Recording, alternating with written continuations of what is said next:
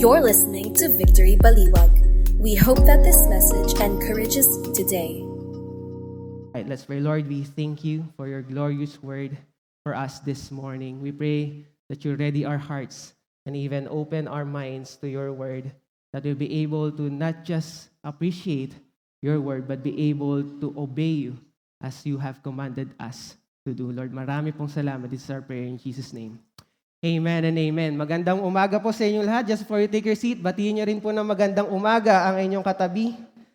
Good morning po sa ating lahat. By the way, I'm EJ and maybe nahanap nyo si Pastor Lloyd. Ako po ay napagkatiwalaan lang po ni Pastor Lloyd to share the encouragement of God to us this morning. Nasaan po ba si Pastor Lloyd? Si Pastor Lloyd po ay umiikot sa buong Victory Bulacan preaching in this series, no, The Mission. Bakit po? Kasi po si Pastor Lloyd po ang ating missions director in Victory Bulacan. No? Siya po yung mga nag-i-initiate na mga missions natin all across the nations. And one thing that I really appreciate and honor about Pastor Lloyd is that he sees and he leads with the eyes of faith. No? Ganun talaga siya mag-lead no? Punong-puno ng pananampalataya, and it is so evident in the last year, in 2025, no? Many of you know alam ko na i-share ni Pastor Lloyd all the mission trips that the Victory Bulacan has gone through in year 2025. Grabe, no? Grabe si Lord. Noong una, akala namin imposible na magkaroon ng 2-3 mission trip. But with the eyes and the leading, with the eyes of faith and the leading of faith, by faith ni Pastor Lloyd, grabe. I believe 4 ba? O 4 na mission trips ang nangyari last year. And we're still on our series, The Mission. And nito lang nakaraang linggo ay we concluded our prayer and fasting. No? Sino po nag-join sa ating prayer and fasting? Come on now. Ayan. And sino po sa inyo meron na kayong na-receive agad na answered prayer? Ayan. Meron na ba kayo agad na-receive? Wow, grabe. Meron na agad. No? Hindi na pinalagpas ni Lord yung 1 taon, 1 linggo lang. Sinagot na agad ni Lord yung mga prayers natin. And it is out of the question that God is really faithful and able to bless us. No? Yun yung nakita natin sa manual. Tama ba? Na yung manual this year, napansin nyo ba, walang masyadong para sa'yo lang.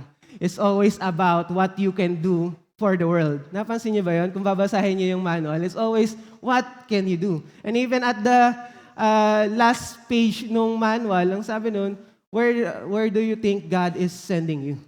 Where do you think God has called you to go? And so it's giving us, parang tinuturuan tayo ngayon na from more than what we can ask from God to do for us, it's really now about, this year is really about, no? Kasi isang buong taon po natin itong topic, no? Isang taon po nating team yung mission. Tinuturuan tayo nito na to not just ask about what God can do for us, but to really be sensitive about what God wants for us to do. It's more of realigning, sabi nga ni Coach Shelo, it's really aligning our lives to the calling of God. And I hope this prayer and fasting, no, medyo naitanong mo rin kay God, no, ano bang gusto mong gawin ko?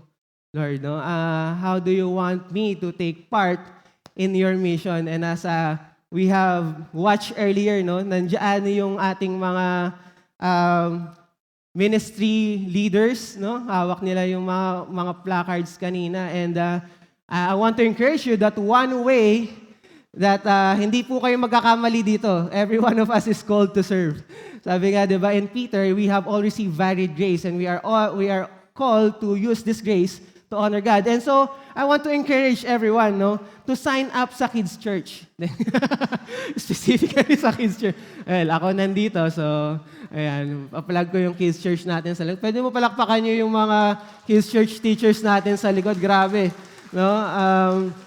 Grabe yung dedication nila and passion to teach the next generation the Word of God in the midst of all distraction. No? Biruin mo, sa tabi sila ng playground, nagtuturo ng word ni Lord. Pambihira, di ba? So, again, I want to encourage you that one way that we could really as God, ano bang gusto mong pagawa sa akin, Lord, is to really be part of our serving teams, no? Ano ba yung talents mo? Ano ba yung binigay sa'yo ni Lord na skills that you can use for His glory? And all throughout the week, no, isang linggo mong binabasa yung manual, no, the mission, puro the mission. And it somehow gave us a better understanding of what the mission really is. Now, minsan kasi, or most of the time, even me, no, we have a preconceived idea of what the mission is. Now, minsan, pag sinabing mission, we had this idea that this is for selected people only. Ibig sabihin, para lang yan sa mga campus missionaries, sa mga misyonaryo, sa mga nagli-lead, sa mga pastor, sa mga 10 years ng Kristiyano, sa mga malalalim na pangunawa sa salita ng Panginoon. But this week, no, I believe it has been amplified to every one of us that the mission of God is a call and a command for every one of us. No? Ano pong ibig sabihin nun? Lahat po tayo, lahat ng nakarinig, nakareceive ng pagmamahal ng Diyos ay parte ng kaniyang mission. At ito ay isang command at hindi isang option. Na, wow, it is a beautiful calling, but I don't want to do it. No, para ihayaan mo na yan sa mga matatapang, hayaan mo na yan sa mga kayang kumausap ng ibang tao. But really, we had a better understanding that mission is for every one of us. And last week, it was unfolded, no? Sabi nga nung title ng ating series, it is the unfolding of the redemptive purpose of God. The unfolding of the redemptive purpose of God. Ano pong ibig sabihin ng unfolding? Ibig sabihin, hindi po ito minadali. Alam niyo po yun, na ito po ay unti-unting pinakita ng Panginoon. And last week, we understood that the mission really is the reason kung bakit may mission is because of the Father's love. It was initiated by God and His love. John 3:16, di ba? Pwede niyo bang recite yung John 3:16? John 3:16, for God so loved the world. It was because of His love that He gave His only Son.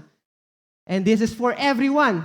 And so until everyone hears the name of the Lord and until everyone hears and knows the love of the Lord, our mission will never end. Naku po. Ganun pala yung mission. Ibig sabihin, nabuhay tayong may mission, maaring wala na rin tayo dito sa mundo, pero may mission pa rin. No? Until everyone knows, whosoever believes in Him will have what?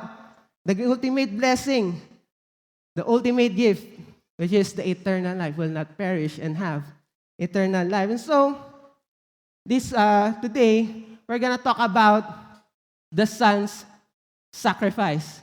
No? Ayan, jump na lang tayo doon. Ayan, the Son's sacrifice. Last week, we talked about the Father's love, and it is the Father's love that initiated. Siya po yung dahilan kung bakit may misyon sa mundong ito. It is because of His love. Yung pagmamahal po niya sa atin. And today,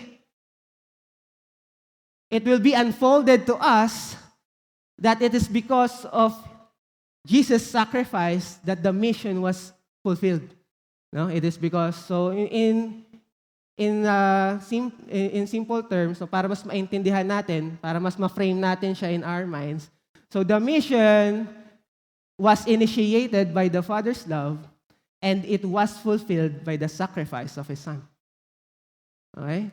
So, inumpisahan po ng pagmamahal ng Diyos. Sobrang mahal tayo ng Diyos. Kaya inumpisahan niya yung mission na to, at ito po ay tinupad ng Kanyang anak. And before we just dive into the Word, I just have a question for every one of us. Ayan. What catches your attention? Ayan. Definitely not me kasi maraming di nakatindi. What catches your attention? Ano ba yung nagdodraw sa inyo? Nagdodraw ng attention mo? Yung parang pag nakita mo, walang second thought, pupuntahan mo. Ayun, no? Clearance sale. Ayan. Parang, ang laki, oh. Parang, kahit wala kang gustong bilhin, dahil nakita mong clearance sale, wow, 70% off. Napapapunta ka. Ano pa? What draws your attention? Ito, pag nagluto na sila. Di ba? So, minsan kumakalam na yung sikmura. Di ba? Eto na yun, ano pa, pag dumaan ka ng konti doon, no? Okay, lumabas ka na. Pag doon, lubaan ka doon, mag-CR ka, yung Belgian waffle, maamoy mo. No? Grabe yung bango nun, di ba? It will draw your attention. Pag dito ka naman nagdaan, yung Yum Burger ng Jollibee, no? Yun yung maamoy mo. No? But really, ano ba talaga nagdodraw ng attention mo? Some people, their attention is drawn by beautiful places. Who loves to travel? Who loves to see the nations and the creation of the world? Naniniwala kayo this year? Maraming travel. Ayan, labas at appreciation ng creation ni Lord. And for most of us, our attention is drawn by the someone you love. Di ba? Parang ako. Sa totoo lang, ayaw ko nang tumingin sa inyo. Gusto ko dito na lang ako nakatingin. Di ba? So, it's drawn by someone you love, no? And merong news na nag-draw ng attention, kaya I want to share this with you. Yan. Yung nakikita niyo po ay hindi po yan painting, hindi rin po yan AI, hindi rin po yan Photoshop. Ito po ang kuha ng James Webb Telescope. Okay, it captures one of the deepest ever views of the universe in the space, no? Yan po ang latest na kuha ng James Webb Space Telescope. It is the most detailed image of the universe ever seen in human history. Dati nakita lang natin planets, tapos Milky Way galaxy. Now, ito na yung bago at updated na picture ng universe. There are 10,000 galaxies in the whole universe. And how beautiful is that, di ba? Parang, and over the 10,000 galaxies of the universe, parte lang po tayo ng isang galaxy. Okay, we are just one part of the galaxy, and that is the beauty of God's creation. Grabe. Pag tumingin tayo sa sarili natin, mula nga lang sa sarili, papunta sa earth. We are but a dust even, di ba? Para tayong alikabok. And even as we go out to the solar system, mas lalong maliit. And as we go out into the Milky Way galaxy, mas lalong maliit. And how much more? Ito na, ganito ka-vast yung creation, ganito ka-vast yung universe that was created by God. And in relation to the sacrifice of the Son, the cross, or where Jesus' sacrifice was made, is like the James Webb Telescope. Okay? It magnifies the glory of God. The cross, Jesus' sacrifice, magnifies the glory of God. And contrary to the creation of God, that universe, we all know this, Jesus' death is not as pleasing as that. Tama ba? Iba nga nung nanonood tayo nung Passion of Christ, di ba? Napapatakip ka pa ng mata kasi hindi mo kaya yung itsura ng ginagawa kay Jesus. And yet, in the text that we read, Jesus said that in His death, He will draw all people. And so it leaves us the question, how can a humiliating death draw people? It is innate for us, no, to be drawn to something beautiful. Tama ba? Pero sa death ni Jesus, the shameful, humiliating death of Christ, how can He draw people? Paano yung nakakahiyang kamatayan ni Jesus will draw all the people of the nations? Diba? Tayo nga lang, pag nanonood tayo, ayaw nating nakikita yon. And so, let's jump in to the Word para ma-reveal sa atin, para ma-unfold sa atin yung sagot ni God dyan. Oops. Okay. Just to give you a context, no, para mas ma-appreciate natin yung chapter na to.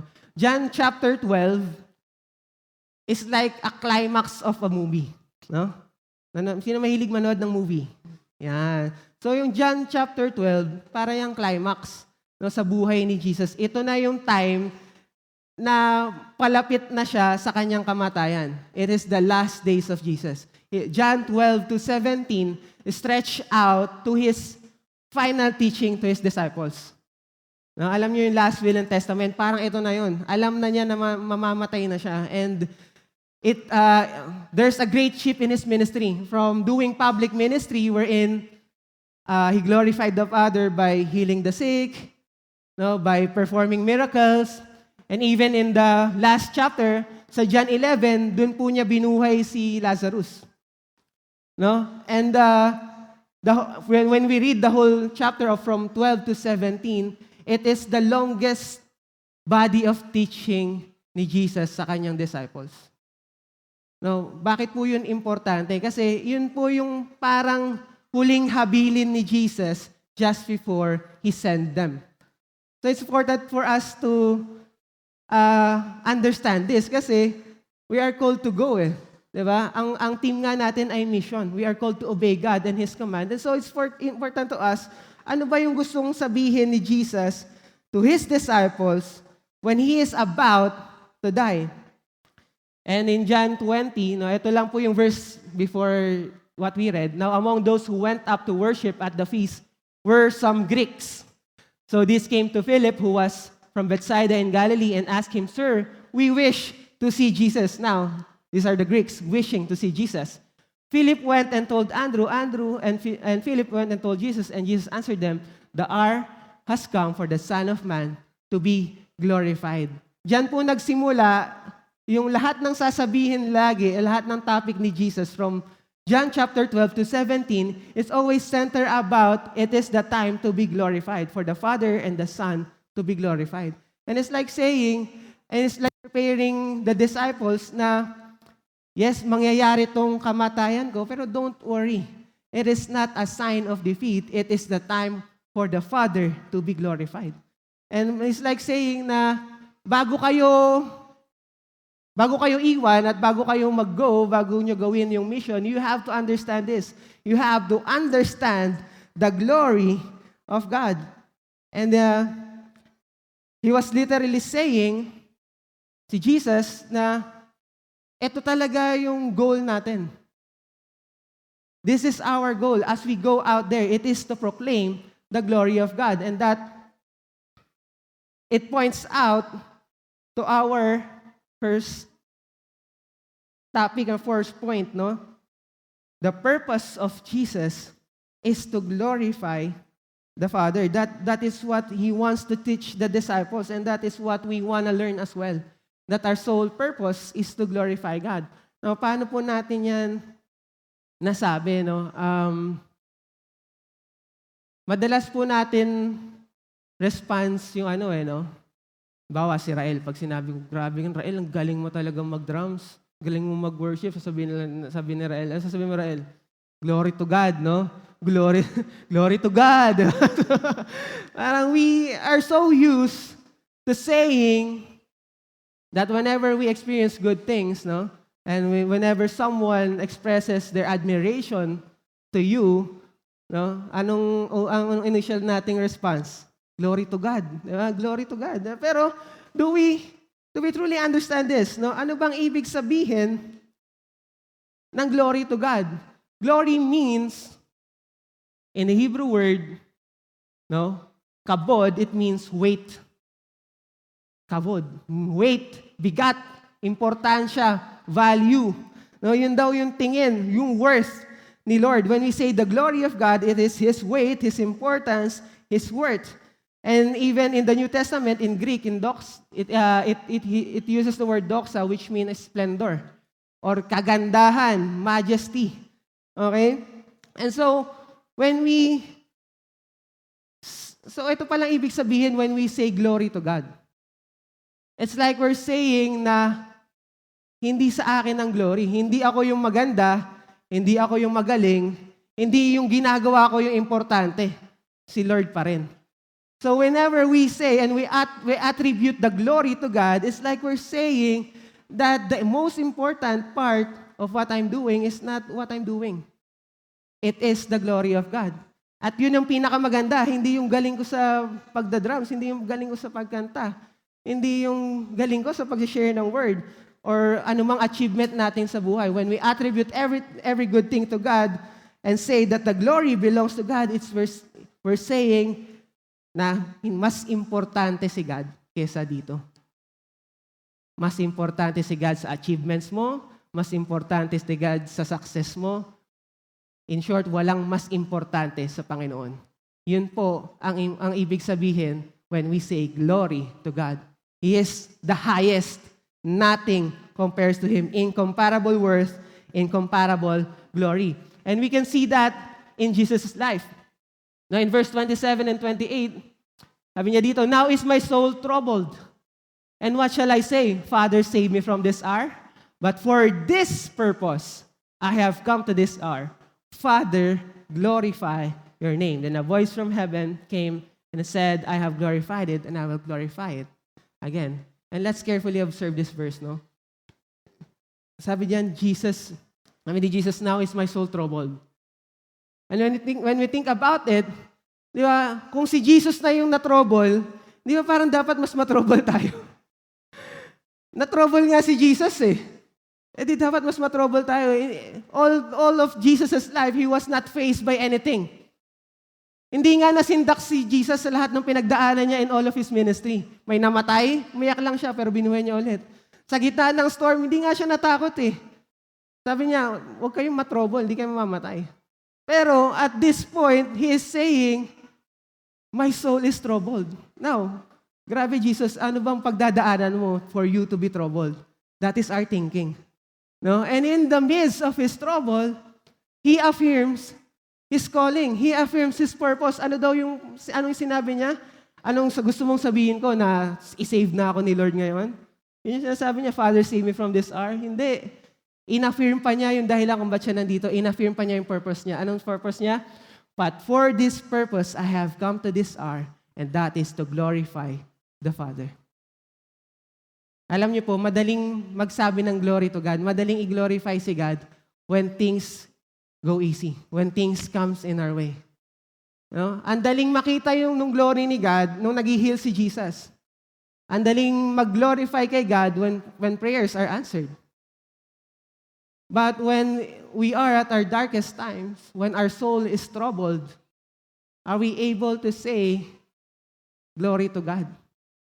Meron na bang ganon? Na, uy grabe, sobrang hirap na hirap ako talaga ngayon. Rael, sobrang hirap na, ikaw kasi nandiyan sa harap ikaw na lang main character, no? Rael, sobrang hirap na hirap talaga ako ngayon, glory to God. Grabe. Meron ba ganon?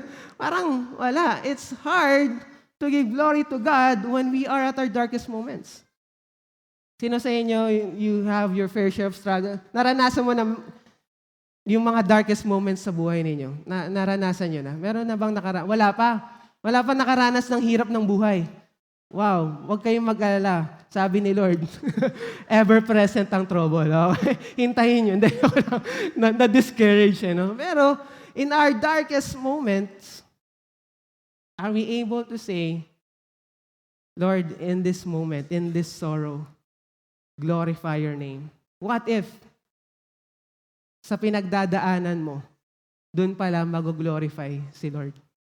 What if your situations sa school, sa business, sa personal life, sa struggle mo sa buhay, what if even the loss of your loved ones? The purpose is for the glory of God to be unfolded and to be revealed. Hindi malabo na dapat ganun ang response natin because even Jesus displayed it. Madalas, ang response natin sa mga challenges sa trouble ng buhay ay self-preservation. Ano pong ibig sabihin ng self-preservation? Gusto natin, pag we are faced with troubles, doon tayo sa safe at secured na path. Gusto nating makaalis agad doon sa darkest moment ng buhay natin na yun. That is our stimuli. That is our natural response to preserve ourselves, to save ourselves. And yet, Jesus here displayed na dapat pala hindi ganon. Dapat pala sa darkest moment ng buhay natin, hindi self-preservation ang way natin, but to glorify God. Jesus cannot even parang express it even more to us. No? Kasi nga even in Genesis, it was our imprint to glorify God. That is our purpose. Anong sabi sa Genesis when we were created? subdue the earth, fill the earth with His glory. So yung umpisa pa lang, yun na yung purpose natin. And up until today, the purpose remains the same. And Jesus displayed it to us that our primary purpose here on earth is to glorify the Father. It says here, man's chief end is to glorify God and enjoy Him forever. Sa dulo po ng lahat ng to, what we want is for our lives to give glory to God. Yung buong buhay natin, maibigay natin sa Panginoon. And as we understand, no, na wala nang mas higit kay Lord, no? As we understand that that this glory is our delight, na sa Kanya mapunta lahat ng importansya, no? Hindi sa atin na, alam mo yun, yung iwas ka sa glory, bigay mo kay God, no? We glorify God not because we must, but because we are delighted in Him. Now, living for the glory of God becomes a delight. Hindi na mahirap sa yung mag-obey. Hindi na mahirap sa atin na tignan ang anggulo ng buhay kahit gaano kahirap, na itong lahat ay for the purpose and for the glory of God. Ganon din display ni Jesus yung purpose niya to glorify the Father. And ano pa? No? In point number 2, the sacrifice of Jesus is to display God's glory in full. No, and we have defined glory. No, define natin yung glory ni God. And God is so generous not to leave us with our imagination na, alam mo yun, glorious si God. Pero hindi niya iniwan sa atin na, sige, imaginein mo kung gaano ko ka-glorious. Imaginein mo kung gaano ko ka-majestic, no? The creation is there, but even the creation is not enough for us to grasp the glory of God. That's why in Jesus' sacrifice, in His death on the cross, doon lang natin makikita yung glory ni God in full. Ano ba yung itsura ng full glory of God? It is God's mercy and God's justice coming together. Paano yung dalawang opposite idea, two separate things, come together? In verse 30, Jesus answered, "This voice has come for your sake." Sinasabi ni Jesus, itong lahat ng mangyayaring ito, itong affirmation ito ay para sa inyo. Para sa ating lahat. It is God's mercy to us. Now is the judgment of this world. Now will the ruler of this world be cast out. And that is God's justice. On the cross, the mercy and the justice of God was displayed. And that's one part of His glory. Kung paano yung awa ng Panginoon sa atin at yung galit niya sa kasalanan, yung justice, was met by the sacrifice of the Son. And so, sa mga buhay po natin, sometimes people would require mercy. Tama po ba? Minsan may mga tao tayong mga kasalamuhan na parang wala na tong pag-asa, Lord. Kahit ilang beses ko pa itong ipag-pray, kahit sharean ko pa ito ng gospel, hindi na ito magbabago. Tingnan mo yung katabi mo. Hindi imposible. Di ba? Hindi imposible magbago. Just look at ourselves. Before we met Christ, ano ba itsura ng buhay natin? Di ba? And at some point in our lives, people will need extra mercy. And when we need that mercy, we look upon the cross. We look back at the cross where the greatest mercy of God was displayed. And sometimes, injustices, lalo na sa bansa natin ngayon, there's a lot of injustices happen. And I don't know kung meron din sa inyo nakaranas ng injustice. But through this time, hindi talaga, we do not just yell for justice to come, but we look at the cross and be affirmed that God is a righteous God. And His justice will prevail. That is just one part of the cross. Yan lang po yung kalahati. Ano pa? Para makita natin yung full glory ni God. Yung sinasabi ni Jesus na, I have lived and died for the glory of God. Para makita natin yun, mas maintindihan natin. Ito pa yung kalahati. And when I am lifted up from the earth, ito na yung central verse natin, I will draw all people to myself. He said this to show what kind of death he was going to die. When he said that when I am lifted up, he's pertaining to himself being hanged on the cross. Yun po yung ibig sabihin niya doon. Kaya in verse 33, he said this to show what kind of death is going to die. And he's saying na doon sa cross, doon niya daw igagather yung mga tao. Doon niya daw idodraw yung people. Doon daw tayong mafo-focus yung attention. And yet, when we think about it, how can the cross draw our attention? It is the most brutal death in all of history. It even says in Isaiah, just as there were many who were appalled at him, his appearance were so disfigured beyond that any of human being, and his form was marred beyond human likeness. Paano makakadraw ng attention to? Brutality? Yun ba yung magdodraw ng attention? Hindi na daw makilala yung mukha ni Jesus. It was so disfigured. His appearance was so disfigured. His form was marred beyond likeness. Ano pong ibig sabihin ito, mga kapatid? That on the cross, listen to this, that on the cross, when his appearance was disfigured, when his body was shattered, when his bones were broken, doon po pinakita ni Lord yung kabuuan ng pagmamahal niya sa atin. It is through his broken body. It is through his disfigured appearance.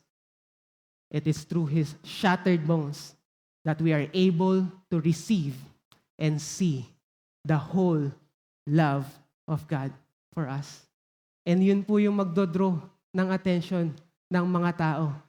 The full love of God, not the disfigured appearance of Christ, but the fullness of his love for us. How can he die for someone like me? Have you ever thought about that? How could Jesus endure that suffering? How could Jesus endure that death just for me to be saved? And when we think about that, wow, grabe, Jesus, kaya pala makukuha yung atensyon ng buong mundo. Hindi dahil sa brutality ng death mo, pero sa kagandahan ng pagmamahal mo. Sa bigat, sa weight, sa beauty ng pagmamahal ni Lord. And that's what draws our attention. I'll ask you, what made you stay in the church?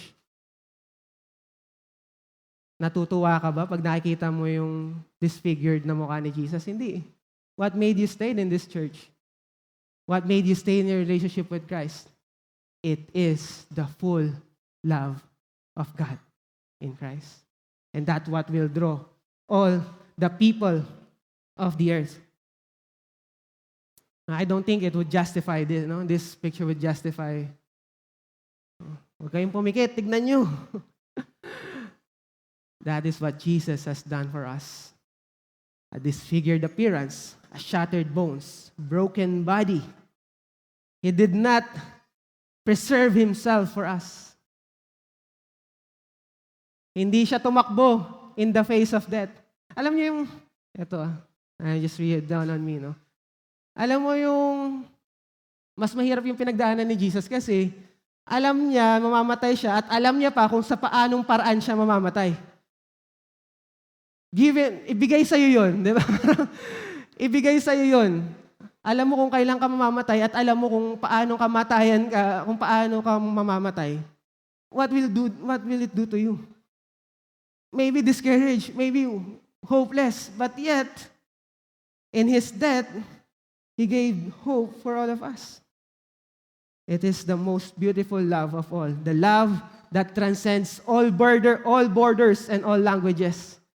Narinig nyo na ba yung love is the universal language? How love can unite all people? Ito po yung itsura nun. When we share Christ's love to other people, ito po yung central message. lahat tayo will be found at the foot of the cross kahit nasaan ka man sa mundo. Lahat tayo ay matatagpuan sa pagmamahal ni Christ. Jesus did not reserve Himself. He gave Himself and He gave Himself fully. Walang holding back. And ito na yung encouragement. No? Parang grabe. Ito na encouragement. Jesus' death is not an execution, it is an enthronement. Ano pong ibig sabihin nun? Just when the world think that they are killing a criminal, it is the other way around. Heaven is crowning a king. We see it that way. No, akala natin may namamatay. Pero in reality, Jesus is being crowned as king. And that is the one that we serve. We are not serving minority, insignificant, not powerful authority. We are serving the King of Kings, the Lord of Lords, the owner of the universe. And so when we say that we are commanded to go, siya po yung backer natin. The creator of the universe, nakita niyo yung galaxy kanina? Siya ang may gawa nun. Ano ba yung hindi pa niya kayang gawin? And so, what will we fear about? If God is for us, who can be against us? And so, it leads us to our last point, no? Realizing all of those things, dawning from all those reality, no? Sana it will not just come as a beautiful knowledge to us, but really come down to our hearts. And Jesus beautifully ended yung binasa natin with the response, no? Ano ba yung dapat nating gawin? He said that we have to respond with urgency, no? And ano po ba itsura ng urgency? No? I just have a story to tell you, no? This is Hacksaw Ridge. It's a movie, real life story to, no? This is Desmond Doss in World War II in the Battle of Okinawa in Japan. There was a place called the Hacksaw Ridge. Yung Hacksaw Ridge, it is a cliff. No, alam niyo yung cliff, bangin. No? Yung bangin, dun sa taas nangyayari yung giyera, nandito yung kampo nila sa ilalim. So they have to climb up just to fight for themselves, no? And Desmond Doss is a Christian. He believes that every life should be upheld with value. And so, siya yung soldier na walang baril. He's a medic. Sino dito pupunta ka ng giyera ng walang baril? Grabe, no? Si Desmond Doss, pumunta ng giyera, walang dalang baril. Nandun lang siya, ang goal niya, to save as many people as he can. Okay? And in the middle of the war, they are being overwhelmed by the enemy, and even to the point that all his comrades is fleeing, saving their lives. No? Meron ng command na, retreat, balik na. He refused to do so.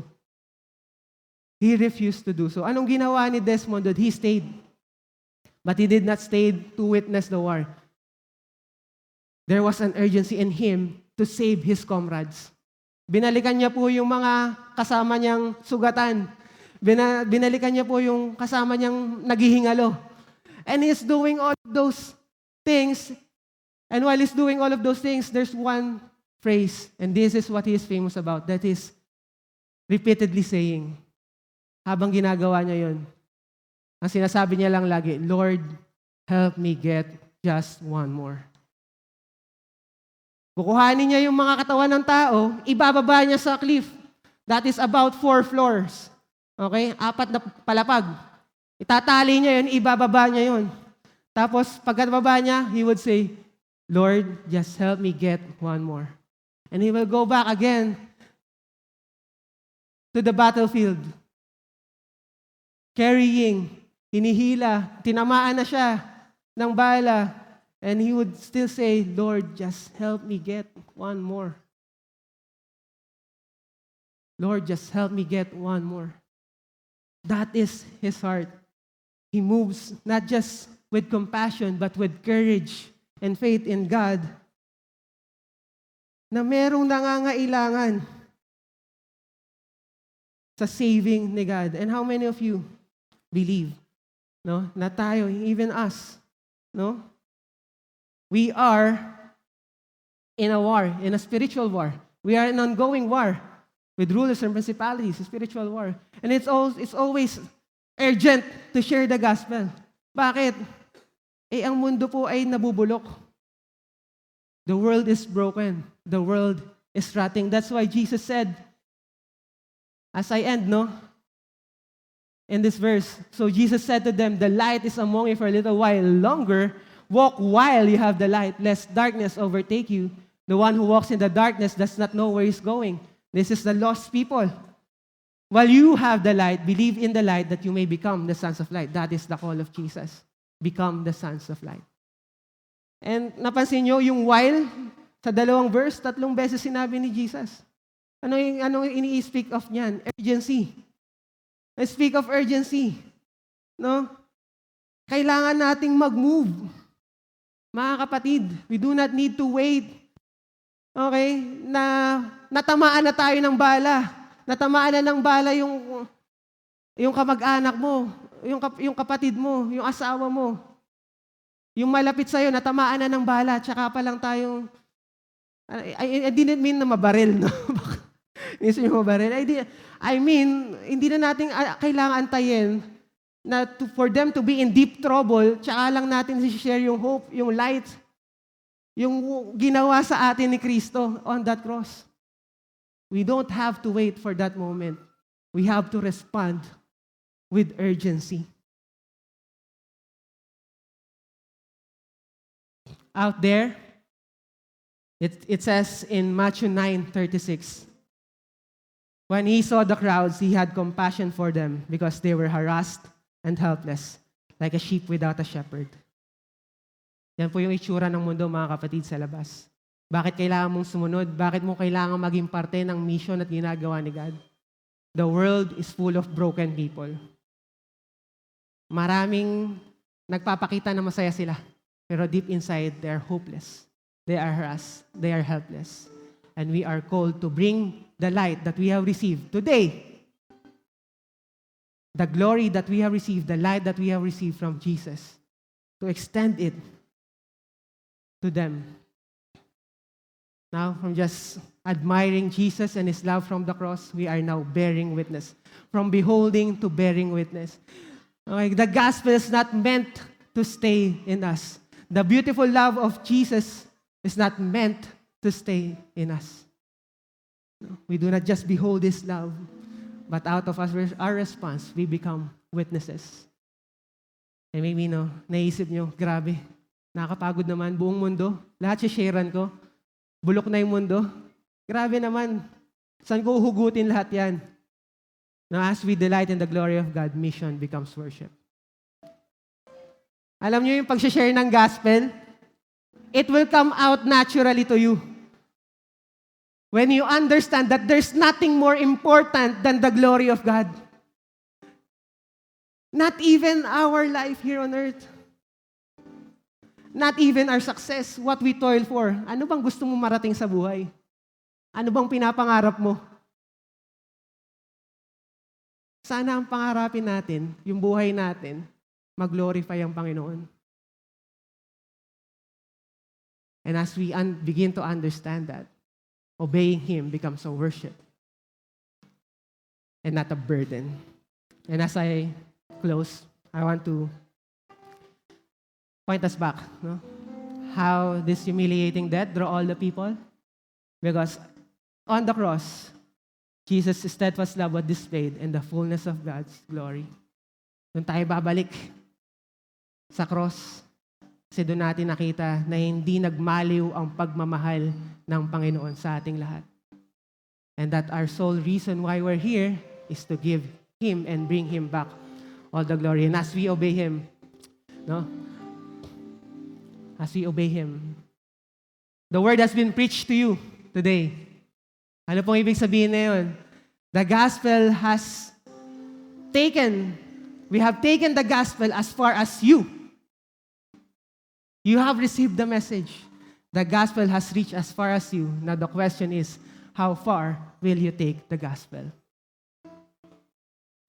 And lastly, as I close, this is the encouragement, mga kapatid. The sting of that is sin, the power of sin is law. But thanks be to God. He gives us the victory through our Lord Jesus Christ. Hindi naman po natin ito gagawin kasi hindi pa kailangan nating manalo laban sa kasamaan at kamunduhan. No? Hindi natin ito ginagawa para ipanalo yung light ni Christ over the dark of the world. Hindi. Panalo na si Jesus. On the cross, He said, it is already finished. And that's where we are coming from. We are coming from the point of victory. And we are not doing this for victory. And last but not the least, therefore, this is my encouragement to you. My dear brothers and sisters, stand firm. Let nothing move you. Always give yourselves fully to the work of the Lord. Because you know that your labor in the Lord is never in vain.